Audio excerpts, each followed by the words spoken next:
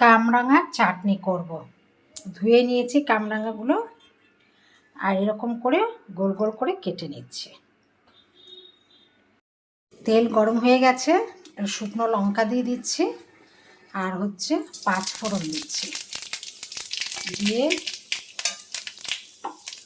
লাল লাল হয়ে গেছে, এবার হচ্ছে কামরাঙাগুলো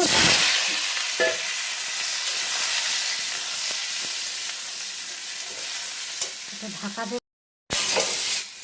নুন হলুদ দিয়ে দিয়েছি, দিয়ে ভালো করে কষে নিচ্ছি।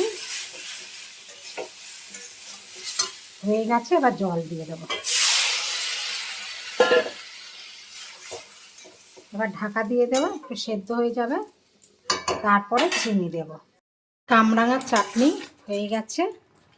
এবার 5 ফোড়ন ভেজে গুঁড়ো করে রেখেছিলাম, এবার দিয়ে দেবো, দিয়ে গ্যাসটা বন্ধ করে দেবো। কামরাঙার চাটনি কমপ্লিট।